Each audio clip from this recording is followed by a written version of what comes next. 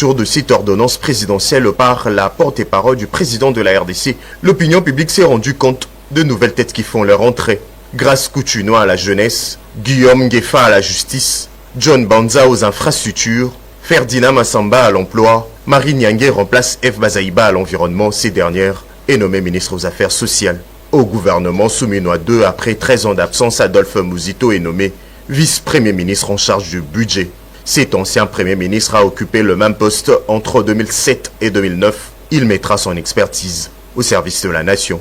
Didier Manzenga cède son fauteuil à l'activiste Floribert Azoulini à l'intégration régionale. C'est premier désormais ministre du tourisme. Parmi de nouvelles têtes, l'on note Arlette Bahati, ministre déléguée à l'environnement. Patrick Mouyaya Katembwe conserve son fauteuil à la communication et médias porte-parole du gouvernement. Le changement de narratif poursuit son chemin. Molendo Sakombi quitte les hydrocarbures pour les ressources hydrauliques et l'électricité.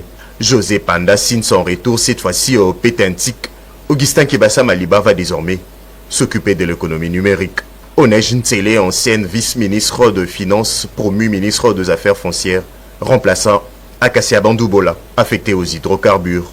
Noëlla Yeganagato, vice-ministre des Affaires étrangères, elle laisse son poste à la jeunesse. Ces gouvernements composés de 53 membres, dont 6 vice-premiers ministres, 12 ministres d'État, 24 ministres, 5 ministres délégués et 6 vice-ministres aura comme principale tâche améliorer les conditions sociales des Congolais.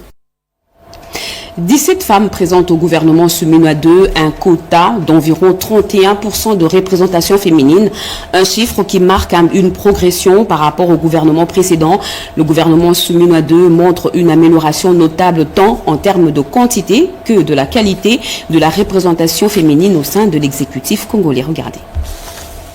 Sur 53 membres que compte le gouvernement Souminois II, 17 sont des femmes, soit 31% de représentation féminine.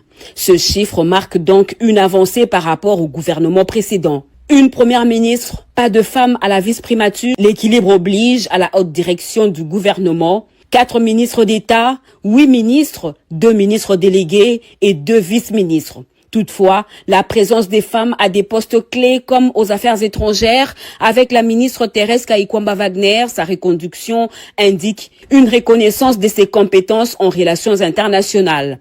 L'arrivée de la professeure Marie Nyangé Ndambo à la tête du ministère de l'Environnement, avec son profil de spécialiste en développement et en financement innovant, elle va sûrement apporter son expérience et jouer un rôle crucial dans la lutte contre le changement climatique et la protection des ressources naturelles. À l'éducation nationale, Raïssa Malou, à l'enseignement supérieur, Marie-Thérèse Sombo aux hydrocarbures, Akassia Bandoubola, F. Bazaïba apporte son dynamisme aux affaires sociales. L'arrivée de Julie Mbouyi, spécialiste en matière de finances internationales au portefeuille, de Micheline Ombaye, genre, famille et enfants, Grâce Coutinho, à la jeunesse, Onej Ntsele aux affaires foncières, et le maintien de Yolande Elébé au ministère de la Culture et des Arts reflète une volonté manifeste du chef de l'État, Félix-Antoine Tshisekedi Tshilombo, d'inclusion et de promotion de la parité dans les hautes sphères de l'État. La sénatrice Arlette Bahati Tito, présidente de la commission environnement au Sénat,